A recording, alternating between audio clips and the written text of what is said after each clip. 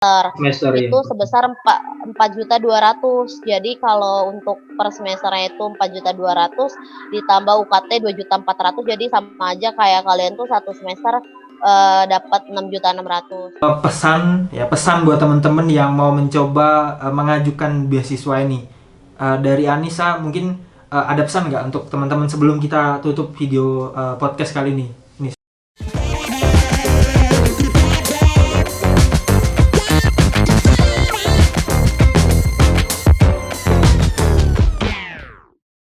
Halo, what's up guys? Welcome back to my YouTube channel. This is Elaborasi, channelnya kita bakal bahas tentang dunia seputar pendidikan. Yo, what's up? Jadi kemarin mungkin teman-teman sudah nonton yang beasiswa, sharing kita juga ya, sharing tentang beasiswa. Nah, di sini saya sudah menghadiri salah satu narasumber juga ya, yang pastinya yang ada di kalangan kita teman-teman ya, sesama mahasiswa. Nah, nanti beasiswa apa yang bakalan kita bahas, tonton terus video ini sampai akhir. Dan buat teman-teman jangan lupa untuk subscribe jika belum teman-teman subscribe ya. Atau setelah nanti nonton ini jangan lupa juga di-share supaya informasi yang kita bagi itu bisa teman-teman manfaatin, bukan hanya teman-teman saja sendiri, tapi teman-temannya dari teman-teman sendiri. Oke, itu saja. Oke, tanpa lama-lama mengulur waktu, langsung saja mungkin kita sekarang sudah ada salah satu tamu kita dan dia juga sudah pernah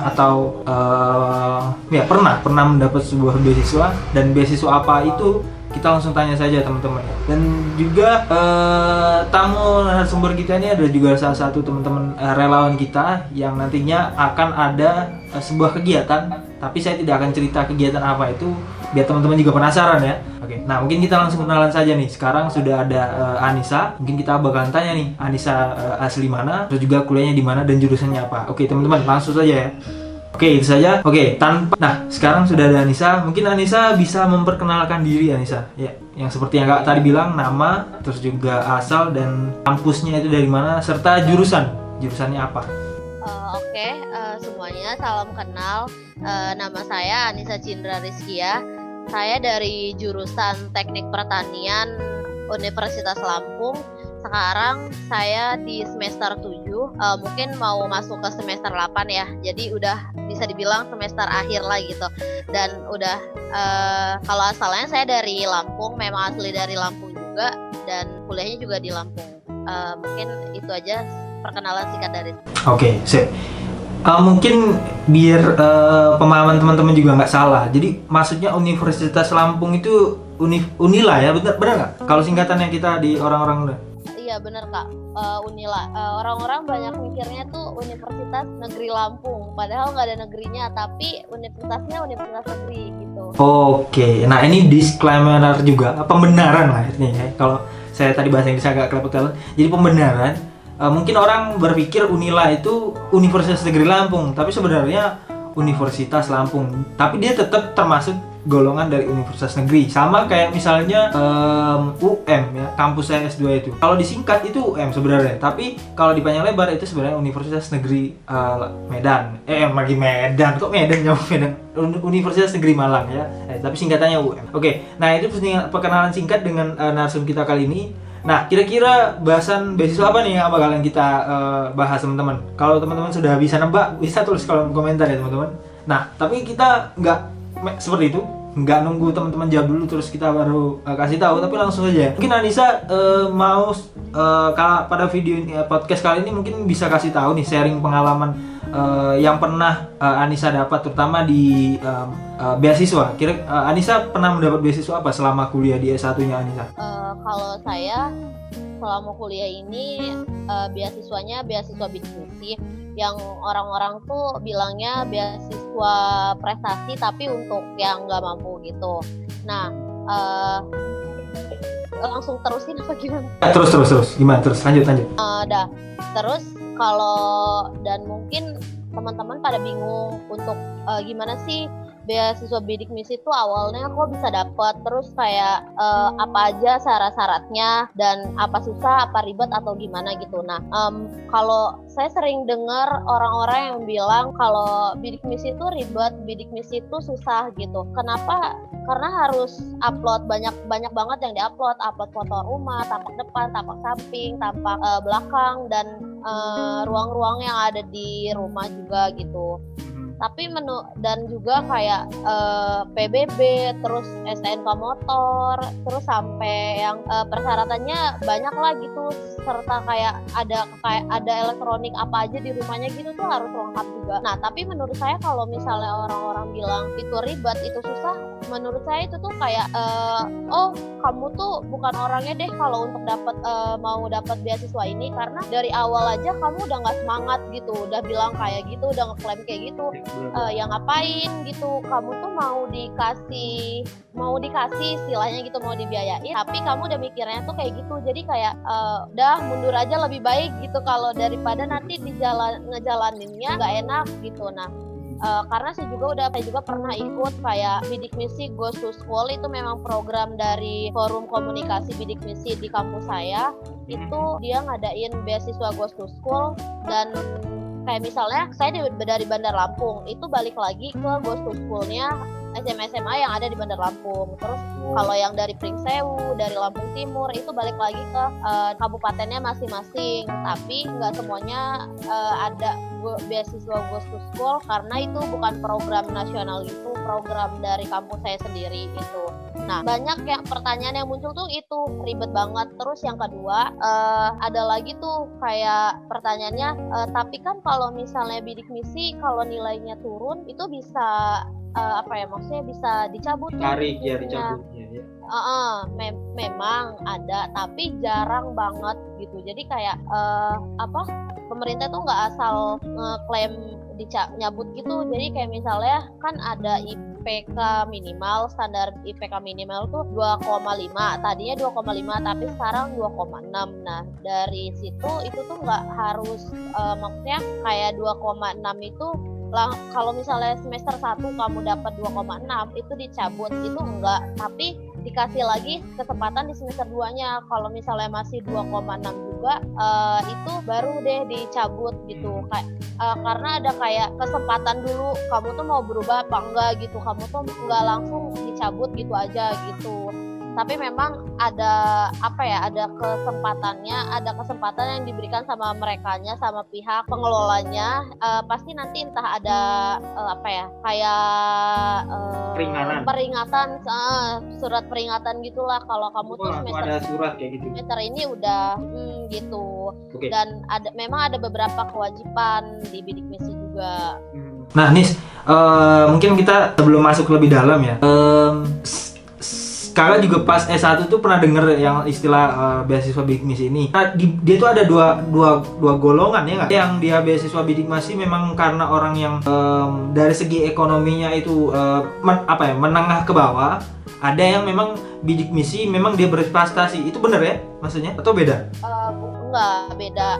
Kalau bidik misi itu memang beasiswa yang berprestasi tapi ekonominya menengah gitu Kak. Jadi sebenarnya orang-orang yang anaknya PNS itu bisa dapat beasiswa, karena syaratnya itu kalau misalnya penghasilan orang tua, penghasilan dua-duanya 7.500.000 maksimal 7.500.000, dan dibagi per orangnya itu per anak ya maksudnya?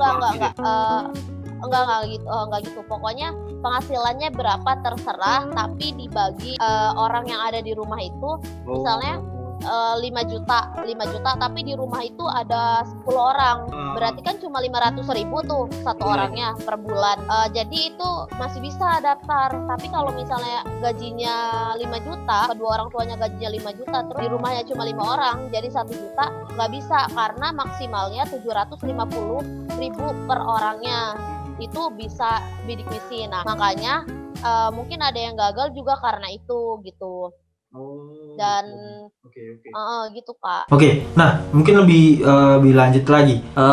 Karena banyak beberapa beasiswa itu syarat maksudnya syarat minimal mahasiswa itu harus berada di semester ini. Nah, kalau seandainya bidik misi itu bisa nggak mengcover yang bener-bener dia itu siswanya bagus ya, pinter kayak gitu, rajin. Nah, tapi ketika mau masuk ke perguruan tinggi dia tuh tersendat biaya ya, karena kan ada beberapa kampus yang biaya pendaftarannya mahal atau biaya uang mukanya mahal lah kayak gitu. Itu beasiswa bidik misi bisa nggak didaftar ketika memang dia masih mahasiswa baru gitu, maba gitu, bisa nggak? Bisa. Oke, kalau bisa.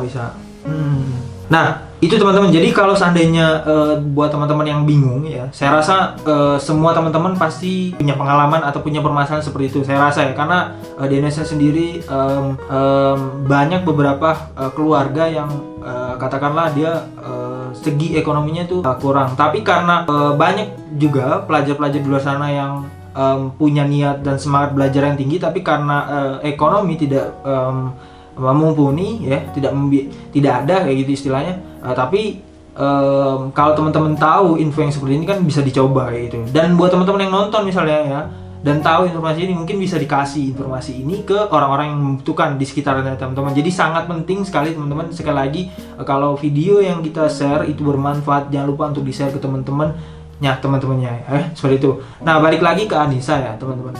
Anissa, mungkin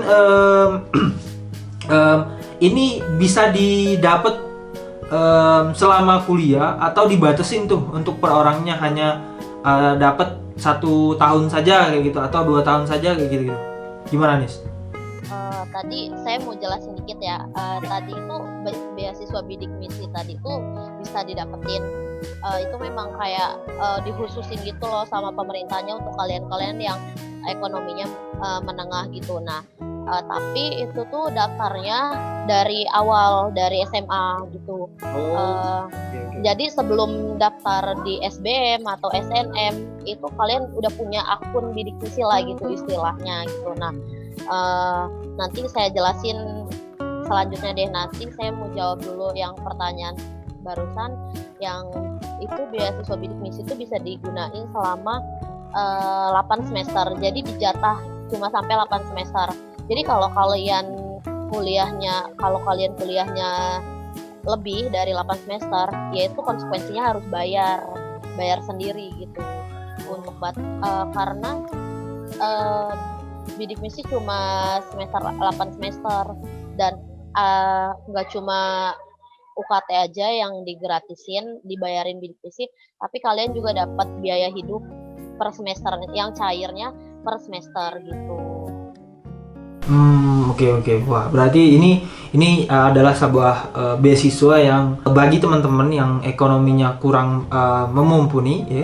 Ini bisa wajib banget dicoba, karena saya rasa banyak sudah beberapa teman-teman yang di luar sana ya, di Indonesia itu yang pernah mencoba atau menyicipi beasiswa bidik misi, karena kayak gitu teman-teman. Nah, balik lagi ke Anissa. Ini mungkin yang saya belum terlalu tahu banyak terkait beasiswa bidik misi. Ada yang menyelenggarakan beasiswa bidik misi itu pemerintah apa? Apakah dia tergolong masuk ke Kementerian Pendidikan kah kayak gitu, Anis? Atau gimana, Anis? Iya. Penyelenggara beasiswa bidik misi ini Kemenristek Dikti. Jadi langsung dari pusatnya gitu, dan untuk dari misalnya pendistribusian untuk biayanya itu dari Menristek Dikti ke universitasnya, baru ke mahasiswanya gitu. Oke. Nah, ini mungkin kita udah bahas secara luarnya ya, mulai dari apa itu beasiswa bidik misi, terus juga apa sih keuntungannya ketika kita ini. Nah, mungkin teman-teman yang nonton mungkin bingung ya, seandainya saya mau mendaftar itu ngarahnya kemana kayak gitu. Nah, mungkin kita sekarang karena masih numpung ada Anissa yang memang notabene dia adalah penerima beasiswa itu, kita bisa tanya teman-teman. Nah, Anissa, bisa dikasih tahu info terkait kalau seandainya teman-teman yang nonton ini mau mendaftar, nanti diarahkan kemana, Anissa? Harus mendaftar ke dinas setempat kah, atau ada situs yang bisa diakses ya gitu, Anissa? Dulu sih saya cerita sedikit ya. Yeah. Kalau dulu saya tuh sebenarnya nggak niat daftar beasiswa bidik misi ini, tapi kayak karena teman-teman satu kelas tuh ngajakin, ayo daftar aja gitu. Saya nggak mau daftar SNMPTN sebelum saya daftar bidik misi dulu, karena saya ngerasa rugi kalau saya keterima SNM tapi saya nggak pakai beasiswa bidik misi gitu. Kayak ya sayang aja gitu kalau harus biaya sendiri gitu sebenarnya. Nah, terus kalau untuk pendaftarannya ada namanya bidikmisi.go.id. daftarnya tuh di situ, di website itu. Dan di situ pertamanya kita harus dapetin kayak PIN ataupun kode aksesnya dari sekolahan. Kalau zaman saya dulu kayak gitu. Oke. Jadi kayak misalnya saya harus hubungin di tata usaha SMA saya untuk minta kode aksesnya untuk saya bisa login di beasiswanya. Nah, selanjutnya setelah saya login masih kosong tuh data-data saya. Mungkin data-data dasar aja yang ada karena data-data yang ada dari sekolahan kayak misalnya alamat tempat tinggal, nama orang tua dan lain-lainnya. Nah, selanjutnya saya tinggal isi aja data-data yang di situ disesuaikan dengan KTP dan KK gitu. Data yang aslinya. Nah, banyak data yang harus diisi di situ kayak misalnya kekayaan itu termasuk kayak misalnya penghasilan orang tua itu pasti, terus gambar-gambar yang harus diupload itu memang banyak gitu. Dan kayak kalau misalnya ada sertifikat pendukung itu lebih bagus gitu, karena waktu itu saya mencantumkan sertifikat penyiar karena saya pernah menjadi penyiar pelajar di RRI, di Pro 2 RRI gitu. Nah, terus jadi kalau misalnya di sana itu setelah saya isi data-data semua itu, nanti di laman terakhir ada tuh kita tuh disuruh milih kita tuh daftar bidik misi mau daftar di mana, Politeknik kah, SBM kah, SNM kah gitu. Jadi yang biasanya kita mau daftar SNM, SBM itu kita harus bayar PIN, beli PIN 200.000. Saya nggak bayar di situ karena saya tinggal ngambil untuk login daftar SBM-nya, saya tinggal ngambil dari situs di web bidik misi itu. Jadi yang harusnya saya dapetin PIN itu saya harus bayar ke bank dulu, saya nggak bayar mulai dari SNM, tapi saya nggak keterima pas SNM, saya keterimanya pas SBM. Dan sekarang sistemnya itu udah beda karena namanya bukan bidik misi lagi, namanya berubah jadi KIP kuliah. Dan saya nggak seberapa paham untuk prosedur pendaftarannya, tapi saya pernah dengar sekilas itu lebih mudah untuk anak-anak yang punya kartu Indonesia Pintar. Jadi kayak ada apa ya, misalnya ada yang harus ditulis di situ kayak misalnya keterangannya harus punya kartu KIP itu, karena sekarang namanya pun bukan bidik misi, namanya KIP kuliah gitu. Dan dulu itu ada yang namanya untuk slip gaji, tapi sedangkan orang tua saya, ayah saya itu nggak ada slip gaji, terus gimana gitu. Dan itu disarankan untuk buat keterangan gaji di kelurahan, sekalian saya buat surat keterangan tidak mampu itu. Jadi kayak untuk yang nggak punya slip gaji orang tuanya itu tuh bisa buat di kelurahan, nggak perlu kalian mikirin, dan itu tuh bukan kendala untuk kalian nggak daftar beasiswa itu gitu. Nah, untuk yang KIP kuliah itu setelah kalian punya KIP kuliah itu tuh bisa ada prosedurnya lagi Kak, tapi kayaknya itu lewat ke dinas sosial gitu. Nah, terus baru dia bisa login. Tapi kayaknya kalau misalnya udah punya kartu KIP, itu banyak deh sekarang info-infonya ada di Instagram tentang KIP kuliah ataupun ada di Google, tapi itu berubah namanya jadi KIP kuliah, bukan lagi bidik misi. Jadi untuk prosedur pendaftarannya di zaman saya dan di zaman yang sekarang itu beda. Dan apalagi saya gitu Kak, jadi kayak misalnya yang kemarin juga kan sekarang juga ada UTBK ya, kayak untuk daftar SBM-nya tuh nggak langsung tes SBM tapi ada UTBK, dan saya juga nggak seberapa paham gimana sih sistem yang sekarang itu, kayaknya agak rumit. Dan setelah jadi kan kalau Nisa ya Kak, pas daftar bidik misi itu untuk daftar SBM dan tinggal ngambil dari situ. Setelah pengumuman SBM saya keterima di Unila, dan nggak langsung tuh diterima, ada lagi tahapan selanjutnya yaitu wawancara yang dilaksanain sama panitia yang ada di Unila.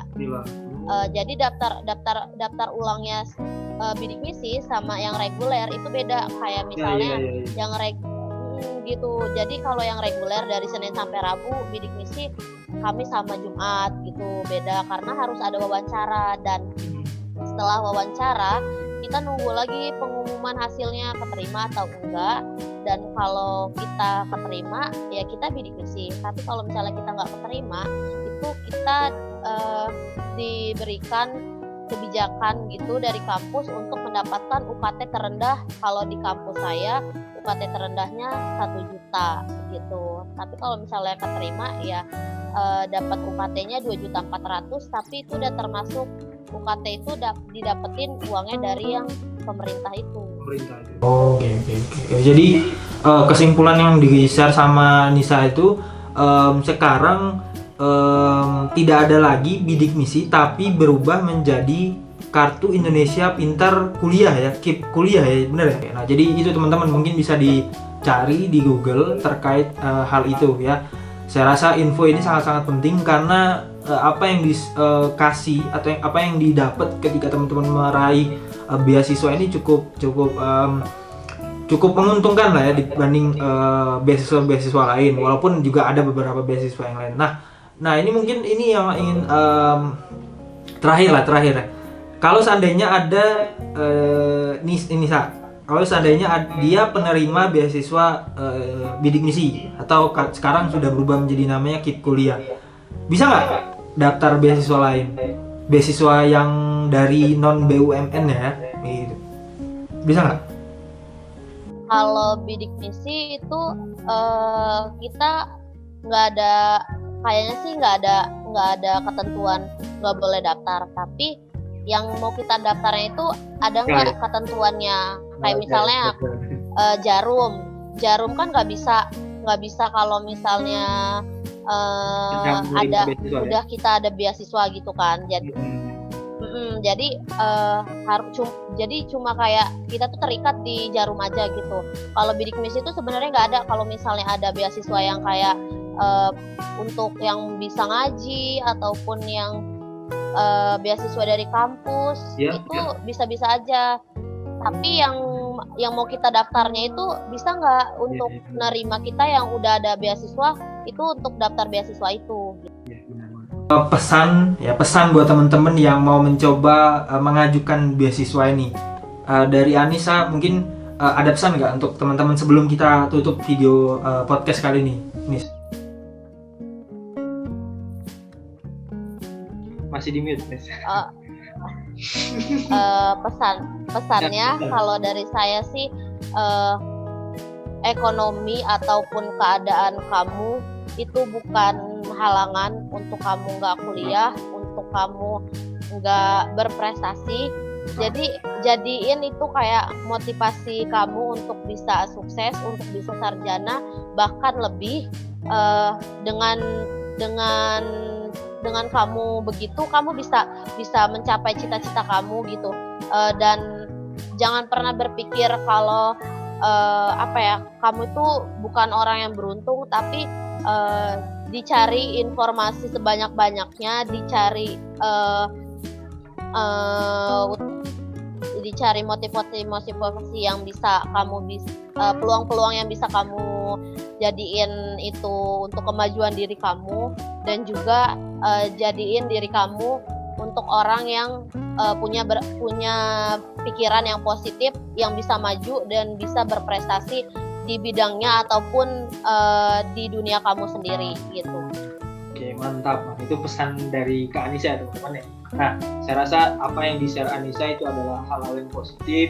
Saya harap ketika teman-teman nonton ini bisa jadikan ini masukan bagi diri teman-teman, atau ini bisa jadi informasi buat menolong saudara dan teman-teman yang lain, segera dibagikan ya. Karena ilmu yang paling bermanfaat itu adalah ketika ilmu itu kita ajarkan ke orang lain, atau informasi itu kita bagi ke orang lain. Nah, itu ada kebermanfaatan buat kita ya. Ya itu saja mungkin mengakhiri podcast pada kali ini. Terima kasih juga Anissa ya. Ditunggu teman-teman ada sebuah kegiatan yang mungkin nanti Anissa juga ngisi di beberapa konten yang ada di luar elaborasi, tapi kita tunggu saja ya. Tapi sebelum kita tutup, mungkin kita ucapkan dulu terima kasih Anissa. Semoga sukses terus, dan Anissa juga udah masuk di semester akhir dan sedang mengerjakan penelitiannya. Semoga skripsinya lancar dan apa yang nanti dihasilkan dari penelitian Anissa itu bisa bermanfaat buat masyarakat sekitar lingkungan Anissa. Amin amin. Oke, itu saja teman-teman, kita akhiri video pada kali ini dengan jangan lupa untuk like dan subscribe video ini karena kita bakalan selalu membagikan informasi-informasi baik, dan sampai jumpa di video selanjutnya. Bye teman-teman. Bye bye. Kak, mau nambahin dikit boleh gak? Terserah dimasukin di mana aja. Oke, boleh. Apa nih? Jadi informasi untuk kalian. Jadi kalau bidik misi itu bukan cuma dapet dibayarin aja UKT-nya, tapi kalian juga dapat biaya hidup per semesternya. Biaya hidupnya itu per bulannya 650, tapi diberikan setiap 6 bulan sekali, jadi jatuhnya per semester. Itu ya. Sebesar 4.200.000. Jadi kalau untuk per semesternya itu 4.200.000 ditambah UKT 2.400.000, jadi sama aja kayak kalian tuh satu semester dapat 6.600.000 gitu. Jadi kayak ini peluang banget buat kalian gitu, dan kalian benar-benar bisa manfaatin ini, bisa ngebantu orang tua kalian dikit lah ya istilahnya. Dan menurut saya di angka 4.200.000 tuh besar. Siapa sih yang mau ngasih kita sebesar itu? Ya, cuma ya kamu sekolah aja, kamu berprestasi aja, tapi kamu dikasih reward gitu kan. Jadi kayak enak banget. Jadi dan kalau di jurusan saya, kalau misalnya kita awalnya bidik misi, daftar bidik misi dan gak keterima, itu biasanya ada beasiswa bidik misi tambahan Kak dari Kajurnya. Kajurnya mengajukan ke rektorat untuk kita tuh bisa jadi mahasiswa bidik misi, karena banyak banget teman-teman saya tuh bidik misi. Jadi seangkatan bisa sekitar 30 orangan yang bidik misi, karena dari Kajur saya yang mengajukan beasiswa tambahan gitu. Oke. Wah, ini juga informasi tambahan teman-teman. Jadi sangat disayangkan ketika teman-teman menyia-nyiakan informasi ini ya. Saya rasa kesempatan itu ketika teman-teman masih pengen berusaha, apapun halangan dan rintangan di depan itu biasanya bisa kita lewati, asalkan teman-teman percaya ke diri kita sendiri bahwasanya teman-teman bisa ngelakuin itu. Jadi jangan pernah putus asa, coba terus ya. Kalaupun gagal sekali ya coba lagi ya, karena tidak ada istilahnya gagal sekali sudah stop. Jadi kalau misalnya gagal sekali ya berarti kita coba lain, karena banyak jalan yang harus kita coba untuk mencapai pintu kesuksesan. Itu saja dari saya, dan mungkin Anissa ada lagi yang mau ditambahkan? Iya benar banget. Jadi kalau kalian nggak bisa keterima beasiswa bidik misi, masih banyak banget beasiswa yang lainnya yang bisa kalian dapetin dengan mudah.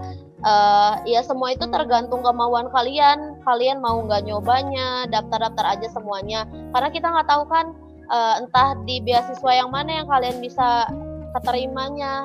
Dan nggak semuanya beasiswa itu bukan cuma untuk anak-anak yang berprestasi aja, ada juga yang untuk anak nggak mampu aja juga kok gitu. Cuma gimana kalian cari informasinya, gimana kalian semangatnya untuk cari peluang-peluang yang ada gitu. Jadi kalau kalian cuma berkeinginan tapi nggak ada gerakan dari kaliannya, ya gimana ya, nggak bakal juga gitu bisa jalani ya, bener Kak. Oke, nah itu saja teman-teman dari kita berdua. Semoga video ini bisa bermanfaat dan memotivasi teman-teman. Kita saling mendoakan untuk sama-sama sukses. Itu saja dari saya, dan itu saja mungkin video ini kita akhiri. Bye teman-teman.